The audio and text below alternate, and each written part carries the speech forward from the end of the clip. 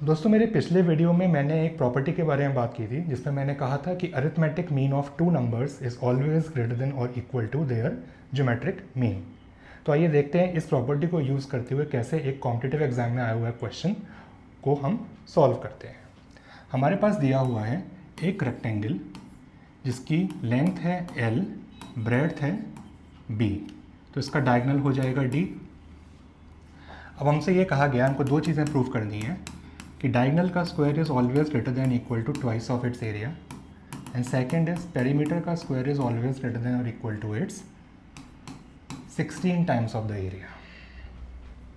तो आइए देखते हैं इस प्रॉपर्टी को यूज़ करके हम कैसे सॉल्व करते हैं।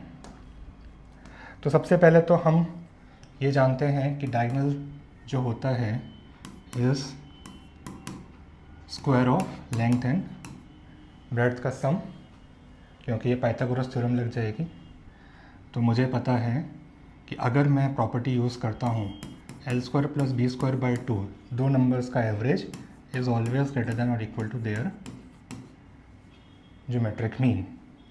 तो ये चीज़ बन गई मेरी क्या, d square by 2 greater than l square B square को बाहर ले आऊँगा अंडर रूट के, तो क्या हो जाएगा L B, and L B क्या है, area of the rectangle which is a, it implies D square is greater than equal to 2 है। ये कंडीशन तो हमारी सॉल्व हो गई। तब आते हैं सेकंड पे, ये तो डन।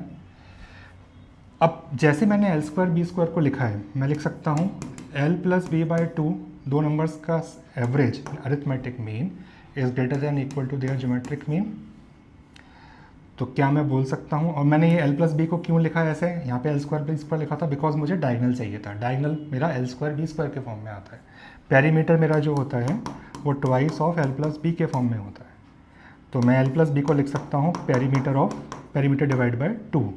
तो इस चीज़ को मैं लिख सकता हूँ p by 2 divide by 2 is greater than L B क्या है, under root of L B is area of the rectangle. तो ये बन जाएगा मेरा p by 4 is greater than equal to under root of area. तो यहाँ से स्क्वायरिंग बोथ द साइड्स, मेरी ये कंडीशन भी सॉल्व हो गई। सो कैसे हमने दो इस प्रॉपर्टीज़ को यूज़ किया, अरिथमेटिक मीन और ज्योमेट्रिक मीन को, और कैसे हमने दो कंडीशंस को डिराइव किया। सो आई होप अब ये अप्रोच, एक सॉल्यूशन, कैसे प्रॉपर्टी को यूज़ करके हमने एक ज्योमेट्री एंड मेंसुरेशन की प्रॉब्लम को ईजिली सॉल्व किया।